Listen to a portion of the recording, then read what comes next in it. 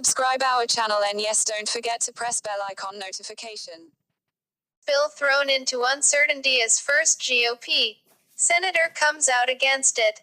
Washington, uncertainty gripped the Senate on Wednesday over efforts to pass a sweeping $1.5 trillion tax cut after a Wisconsin Republican became the first senator in his party to declare that he could not vote for the tax bill as written, and other senators expressed serious misgivings over the cost and effect on the middle class. The House is set on Thursday to pass its own version of the tax bill, which would cut taxes by more than $1.4 trillion over 10 years and broadly rewrite the business tax code. But as with the health care debate earlier this year, the Senate emerged as the inconstant ally in President Trump's pursuit of a major legislative accomplishment in his first year.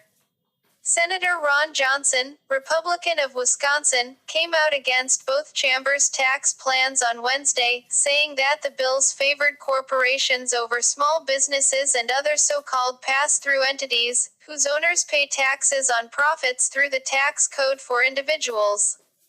These businesses truly are the engines of innovation and job creation throughout our economy, and they should not be left behind, he said in a statement.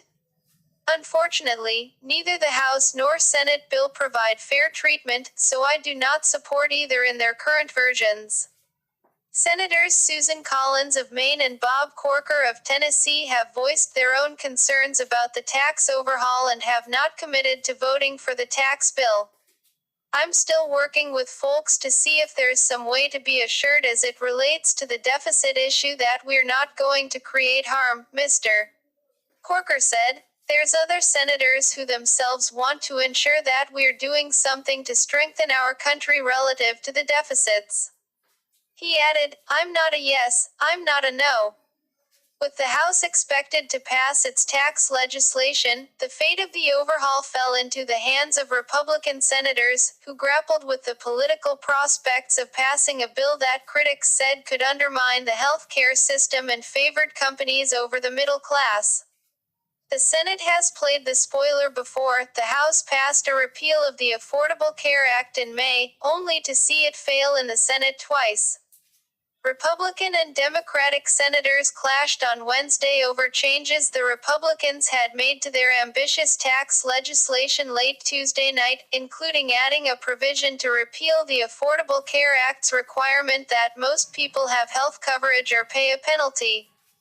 Republicans also made the tax cuts for individuals temporary, to comply with Senate procedural rules requiring that the tax plan not add to the deficit after a decade. As the Senate Finance Committee continued its formal drafting of the bill, Democrats attacked Republicans for inserting the repeal of the individual mandate and for imposing a 2025 expiration date for individual tax cuts, even as they would make the corporate tax cut permanent. This bill seems to get worse by the hour, said Senator Ron Wyden of Oregon, the top Democrat on the Senate Finance Committee. This is not just another Garden Act, this is repeal of that law. Repealing the health law's individual mandate would allow Republicans to save more than $300 billion over 10 years, giving them more room to cut taxes.